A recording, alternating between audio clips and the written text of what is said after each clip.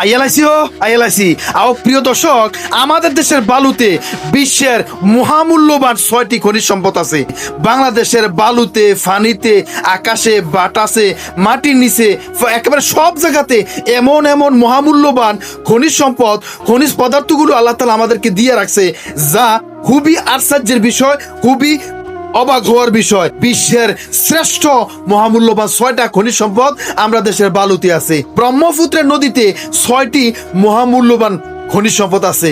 এই 6টা মহামূল্যবান খনিজ সম্পদ হলো এমন জনপ্রিয়, এমন বিখ্যাত, যেটা আবিষ্কার ছিল 2010 সালে এবং গবেষণা করতে করতে 2024 সালে আইসা এটার প্রকৃত রূপ পাওয়া গেছে। কিন্তু 2010 সালে গবেষণা করার পর যখন আবিষ্কার হলো, তখন এটা উত্তোলন করার জন্য আমাদের দেশের ভূতত্ত্ববিদরা, যারা নাকি এই ধরনের খনিজ সম্পদ গবেষণা করে, তারা এটা উত্তোলন করার একটা প্রক্রিয়া চালাইলো।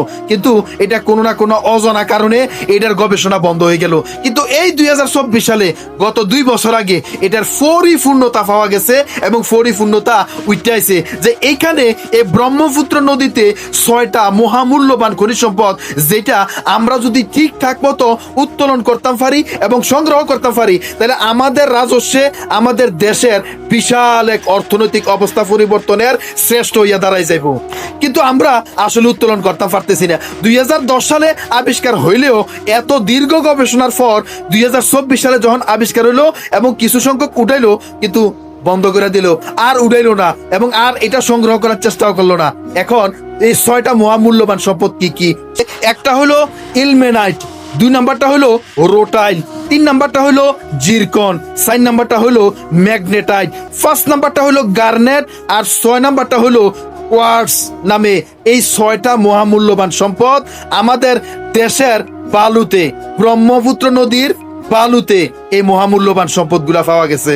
এবার শুনেন কি পরিমাণ এই মহামূল্যবান সম্পদগুলো ওখানে মজুদ আছে। গবেষণায় দেখা গেছে নদীর প্রতি 1 বর্গ কিলোমিটার এলাকা থেকে উত্তোলনযোগ্য এসব খনিজ সম্পদের বাজার মূল্য অন্তত 3,630 কোটি টাকার। চিন্তা করছেন, মানে প্রতি 1 বর্গ কিলোমিটার মহামূল্যবান এই সম্পদ, 1 বর্গ কিলোমিটার বালুর ভিতরে এটা যদি সংগ্রহ করে, খোঁজাখুঁজি করে, তাহলে 3,630 কোটি টাকার সম্পদ এখানে আছে। Institute of mining, mineralogy and metallurgy ও বিসিএসআই এর যৌথ গবেষণায় এই খনিজগুলোর উপস্থিতি নিশ্চিত করা হয়েছে। গবেষকদের মতে প্রতি বছর প্রাকৃতিকভাবে ব্রহ্মপুত্র নদের অববাহিকায় 5 মিলিয়ন টন ভারী খনিজ এখানে জমা হয়। কুড়িগ্রাম থেকে শুরু করে গাইবান্ধা পর্যন্ত ব্রহ্মপুত্রের বিস্তীর্ণ স্তরের বালুতে এই খনিজ সম্পদের বিপুল সম্ভাবনা রয়েছে। প্রিয় দর্শক, এইবার আমরা জানবো এই মহামূল্যবান 6টি খনিজ পদার্থের আসলে কাজ কি। আমরা যদি এগুলো সংগ্রহ করি, তাহলে এগুলো দিয়ে আমাদের দেশ কি কি কাজ করতে পারে। এবার গুরুত্বপূর্ণ এই আলোচনাটুকু শুনেন। এর মধ্যে ইলমেনাইট ও রোটাইল এই দুটি খনিজ মূলত টাইটানিয়াম সমৃদ্ধ। রং, প্লাস্টিক, ওয়েল্ডিং রড, কালি, কসমেটিক্স এবং ওষুধ উৎপাদনে এগুলো ব্যাপকভাবে ব্যবহৃত হয়ে থাকে। এরপরে জিরকন মূলত সিরামিক্স, পরমাণু চুল্লি এবং বিভিন্ন উচ্চ প্রযুক্তির সামগ্রী তৈরিতে জিরকন ব্যবহার করা হয়।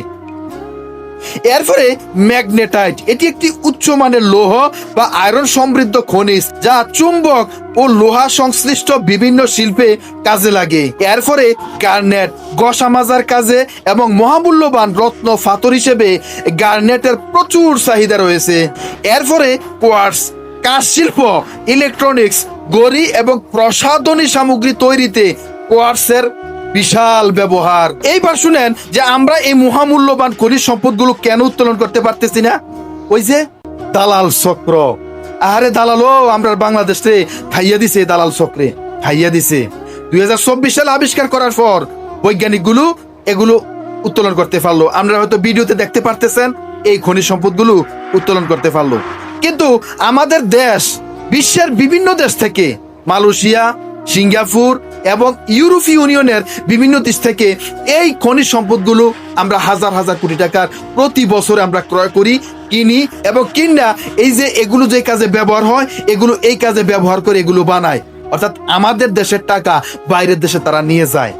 এবং এগুলো আবিষ্কার করে উত্তোলন করার জন্য আসলে আমাদের দেশের যথাযথ ব্যবহার থাকলেও আমাদের দেশের দালাল চক্র এবং আমাদের দেশের শক্তিশালী সরকারের অবস্থান না থাকার কারণে বাইরের দেশের বৈজ্ঞানিকরা যখন আসে আইসা তাদেরকে গবেষণা করে উত্তোলনের জন্য কাজ দেয়, কিন্তু তারা এটা কোনো একটা বগিসগি দেখাইয়া যেখানে উত্তোলন করতে পারতো না, হইতো না, কম আছে, এই আসে সেই আছে, বিভিন্ন রকম রামসাম হাবিজাবি দেখাইয়া তারা এগুলো বন্ধ করে কাজ না করে যায় গায়। মূলত কাজ হচ্ছে ওই যে হাজার হাজার কোটি টাকার আমরা এই মালগুলো যে বাইরের দেশ থেকে কিনি, আমরা তো কিনবো না, আমাদের দেশের টাকা তো তাদের দেশে যাবে না, তারা তো বিশাল একটা আমাদের দেশের কাছে বিক্রি করে, রপ্তানি করে, এগুলো তো তারা করতে পারবে না, তারা লাভ করতে পারবে না। মূলত এই দালাল চক্রের কারণে, এই প্রক্রিয়ার কারণে আসলে মূলত আমরা আমাদের এই খনিজ সম্পদগুলো, এই মহামূল্যবান সম্পদগুলো উত্তোলন করতে পারতেছি না। প্রিয় দর্শক, এখন কি অবস্থায় আছে এই ব্রহ্মপুত্র নদীর এই মহামূল্যবান 6টি খনিজ সম্পদ?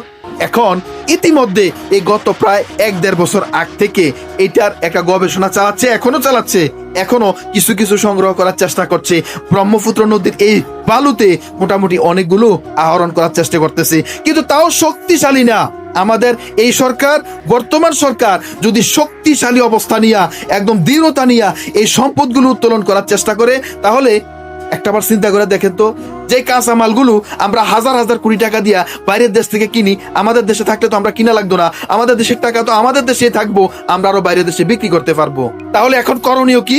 এখন করণীয় হচ্ছে আমরা ঐক্যবদ্ধ থাকতে হবে, আমাদের সরকারকে অবশ্যই সদিচ্ছা দেখাতে হবে এবং এগুলো উত্তোলনের জন্য যথাযথ উপযুক্ত ব্যবস্থা নিতে হবে। তাহলেই আমরা আমাদের মহামূল্যবান সম্পদগুলো সংগ্রহ করে আমরা আমাদের দেশকে উন্নতির শিখরে নিয়ে যেতে পারবো।